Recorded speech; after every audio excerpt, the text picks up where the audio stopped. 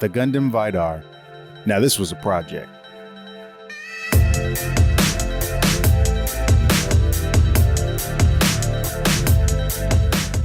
Welcome back to our channel, guys, Gunpla University, where we are not the teachers, but students just like you.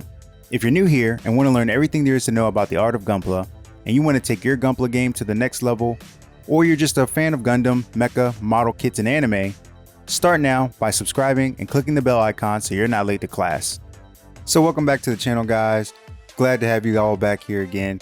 First off, real quick before we jump into things, I gotta address the elephant in the room. I know you're looking at the screen and you're seeing this little teeny chibi box here of the Gundam Vidar. These things are super cool. I'm super impressed with them. These were actually made by a good buddy of mine from Instagram. His name is Big Daddy Gundam, and I'm going to leave a link to his Etsy page down in the description below so you guys can find out how to get chibi boxes just like this. I really appreciate these things. They look awesome. It's an exact copy of the actual box, and they're just really cool collector's items. I know a lot of people like to save their boxes, and honestly, once you start doing a lot of kits, it's almost impossible to save all those boxes. So this is a really cool way of how you can hold on to your boxes and maintain some space. And the cool thing too about them is that they are functional, so they do open. I'll show that to you guys here in a little bit, but let's go ahead and jump into this Gundam.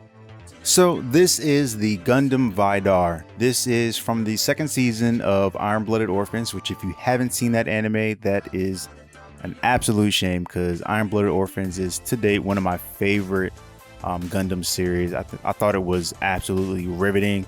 It was super raw. It was just on point from all angles. Now to date, the Vidar is got to be the kit that I have put the absolute most effort into. And by effort, I mean this is the kit that I've done the most to, or it's the most that I've tried to expand my horizons, if you will.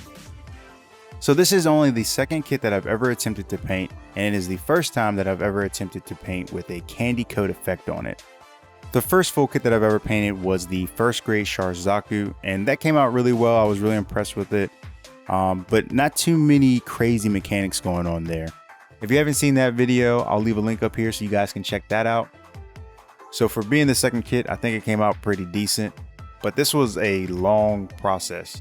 So the very first battle I had to overcome in trying to paint this kit or build this kit in general was just trying to figure out my workflow. So everybody has their own workflow of how they go about building a kit, and I'm no different. I've had my workflow that I've used for years to build my kits, but now that I'm getting into painting, I kind of have to adjust fire and change my workflow a little bit, and that's kind of a learning process in itself, just trying to figure out like, what do I do first? What do I do second, third, fourth? So for this kit, I did not build it fully before attempting to paint it, and that gave me two disadvantages. One, it removed the ability for me to be able to look at the kit and get what Genic would call a feel for the kit, which would kind of help with my color sense. If you guys don't know who Genic is, he's an absolutely amazing Korean Gunpla artist, probably my favorite Gunpla artist. He does some amazing stuff. The second disadvantage that I have is that I don't get the chance to show you guys the movement and articulation of a lot of the pieces. I am definitely that guy who builds my kits and then I put them away and I don't ever touch them ever again. Their poses don't change unless maybe there's another kit that's slated to go into a tight space with them. But I really just don't touch them anymore. So once they're done, they get their pose and that's it. So if I was going to show you guys the movement and articulation, that would be something that I would want to do at the beginning of the video, or rather before I actually paint the kit. And I feel kind of bad about that. I feel like you guys should get a full package when you guys are checking out our videos. So from now on, I'll make sure that you guys definitely get to see the full articulation of the kit and really get a feel for the kit of how it is before it's painted. And this will help me too, as you know, I feel like some of the red that's in this kit is a little bit too much, and I think that's something I would have identified had I built the kit first. Maybe I would have left some colors white, or maybe made them a different color. I don't know. I think it might have been a little bit different had I built the kit first. So talking a little bit about the build, one of the really cool things about Re-100s are these inner frames that they have. If you were to just look at the frames, they look really complicated. They've got these, you know, these pistons going on, they've got these tubes happening, just all really cool stuff, lots of detail. And if you didn't know better, you would think that that's really complicated to get that look, but it's actually very simple and easy to put together. So I really love that about the Vr 100s. This is actually the first Vr 100 that I've built, and I was pretty impressed with it. I liked it. Now for his base color, which is the blue, or his predominant color here, I decided I really wanted to kind of stick close to that blue, but I really wanted to make it pop. So that's what made me want to go with the candy look. And being that this is my first time doing candy, this was definitely a learning curve for me. But I think I figured out a winning formula. So how I got to this candy blue effect was by starting off with a Mr. Surfacer 1200 primer. I then followed the surfacer with Mr. Hobby Gloss Black. Now the one key that I found to really getting a really nice candy coat in the final product is, even if you're using a gloss black, go back and clear coat your gloss black with another gloss clear coat. That for me made all the difference in getting these armor pieces to really shine. After the clear coat had dried, I went over top of the clear coat with Alcalad 2's Chrome. It comes out super shiny, super mirror look. I mean, it looks absolutely great. So in applying the chrome, I used a highlighting effect in order to leave some of that gloss black around the edges shining through. And leaving that gloss black around the edges is what eventually will give you that kind of shaded look. I gave the Alcalad probably a couple hours to dry, maybe 2 or 3. And once that was dry, it was time to move into color. The color that I used was Mr. Hobby's Clear Blue. Now the thing about when you're doing these candy coats and you're using these clear colors is you want to be consistent with the amount of layers that you apply to all your pieces. Otherwise your pieces will come out in different shades. So for example, I'm using blue in this case. If I do 2 passes of blue on one piece and 3 passes or 4 passes of blue on another piece, the other piece will come out looking much darker of a blue and your pieces just won't match up. So once I figured out how many passes I needed in order to get the blue that I wanted, I made sure that I did that same amount of passes on every single piece that was getting that color. In this case, this was done in 3 passes. So every piece you see here is done in 3 passes in order to maintain the same color throughout the kit. Once I was happy with the color that I got from my 3 passes, I clear coated the parts one more time. This was just so that I could prep the parts for decaling and enamel wash if I was going to do enamel wash on those particular parts. Now this kit didn't come with any water slides, any dry rubs. The only thing it came with were a couple of foil stickers, which I opted not to use because they look like garbage. So in order to add a little bit of detail, I went ahead and decided to use some water slides from the Child of Mecha decal series. If you haven't used these decals, I definitely suggest that you check them out. They're super crystal clear. Probably some of the clearest looking decals that I've seen. They release really easy and go on really smooth, and they just look amazing. And I didn't want to overdo it, so I didn't put them in too many places. But in the places that they did find their way onto, I think they broke up the kit pretty nicely. After applying the decals, I went back through and did one more clear coat on top of those just to lock in those decals before I did the enamel wash. I thought this was the right thing to do in order to protect the decals, because on some of these pieces I knew that I wanted to go back and fill in some of these panel lines with enamel black.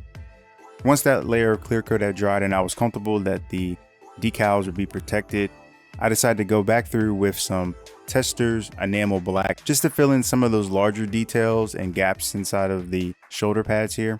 And that was actually my first time ever trying to do an enamel wash as well. It kind of turned into be a pain a little bit, and I think that has more to do with the fact that I didn't really have the proper tools. I had a lot of trouble trying to remove the excess enamel off of the lacquer. A lot of builders that I see like to use the Gaia Notes finisher, and it has a really flat tip, and it seems like those really make it easy to remove the excess paint that you get on the surrounding parts. So I ended up trying to do this with a Q-tip.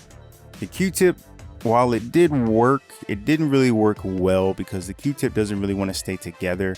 So it ended up leaving like a lot of little fibers and just a lot of craziness that I ended up having to try to pull out and clean up. Luckily, I do have some Gaia Notes finishers now, so hopefully that won't be a problem anymore going forward. But I really wish I would have had that while I was working on this kit. So once I got these blue parts exactly where I wanted to, they've got their decals, they've got their enamel wash on them. I did one final layer of clear coat, and just to kind of blow everything out, for the last clear coat I used the Alklad 2 Aqua Gloss, which is recommended by Alklad anytime you're doing like really glossy finishes or metallic paint jobs.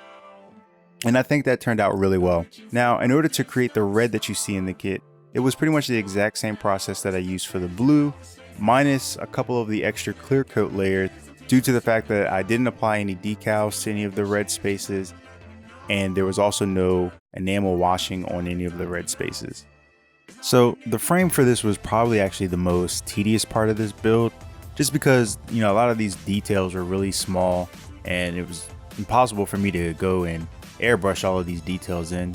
So in order to get the effect that I wanted, I went ahead and primered everything just like the rest of the parts and did a gloss black, but then followed up the gloss black with hand painting all those little details in.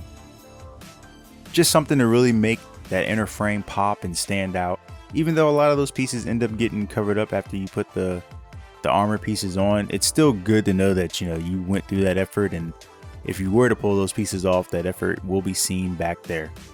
So for accessories, the Vidar comes with a decent amount of accessories, the first being his burst saber. In layman terms, this is just his sword. The weapon is split into two main parts, the hilt and the blade. You get 6 of these blades, and they are actually stored inside of his side skirts. For his blades, I decided to do a little bit of a gradient effect, so they've all been sprayed with gloss black, followed by Alkalad Chrome with a little bit of clear red on the tips, just to try to make the blades look a little bit cooler than just being, you know, one full flat black piece. The second weapon that you get is his rifle, and to be honest, the rifle is actually pretty plain. There really isn't much going on here, so in order to kind of brighten that up a little bit, give it a little bit of character, I decided to do the top piece and the bottom piece in the same candy coat blue that I did on the Vidar himself. And I think it worked out a little bit. I think it definitely helped to add a little bit of color. The third weapon that he comes with are 2 handguns, and these handguns actually tuck into his front skirt. Me personally, these are my least favorite of his weapons that he came with. I think they just look kind of weird with him. They just look a little too small for him for some reason to me. So I painted those up in black and put them behind the skirt, and I'll probably never ever remove them. The fourth and final weapon that the Vidar comes with is the Hunter's Edge. And what this is actually 2 blades that come out of his feet. As you can see, I've actually painted these in red, and I actually like that much better than just leaving them in standard black. I definitely think doing it that way helped to make his feet look a little cooler, give it a little bit more pop of a color. I'm happy with how it came out. There are a couple extra pieces that come with this kit, most notably some extra hand holding options. I decided to paint those up too, even though I probably won't ever use them. But luckily, because of that little chibi box that I have, I can go ahead and store all those extra pieces in there.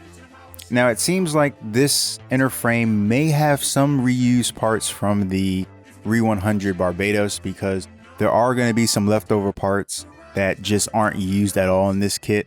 And from looking at it, some of these pieces definitely look like the Barbados feet, but you can just go ahead and toss these. And this isn't necessarily surprising, because Bandai is known to do this. They will reuse some of the old runners from other kits just to kind of save money on production of all new runners for new kits. So I'm not surprised by this. All in all, I really learned a lot building this kit. I think I got some really great information that'll help me going forward in my painting career. It also really helps that Re 100s aren't super expensive like a master grade. I think this kit may have been like $35, which isn't bad at all. And I would have much rather preferred to mess up this kit than to mess up a really expensive master grade. But I think it's nice that it did come out pretty decent in my opinion. Like I said earlier, I probably wouldn't do so much red. I think I probably would have cut back on the red a little bit in a couple areas. And I gotta give another big shout out to Big Daddy Gundam for making this awesome chibi box for me. As an accessory to the Vidar, I think it looks really great next to him. So if you guys are interested in these chibi boxes, be sure to look down in the description below. I'll leave a link down there so that you guys can pick up some of these. Be sure to use my discount code. Oh wait, I don't have a discount code, but that's all right. They're very affordable, so don't worry about it. But make sure you guys go check them out, show them some love. Pick yourself up some of these chibi boxes. And that pretty much does it for this video, guys. I hope you guys enjoyed it. I'll definitely be putting together some more videos to better show you guys how I applied some of these techniques and how I got some of these colors, the better that I get with it. So definitely stick around for all of that. And if you guys enjoyed the video, be sure to like and subscribe. Leave me a comment down below. Let me know how you think I did with this, what I could improve on. I'm super excited to get into the next build, and until then, I'll see you guys later. Peace.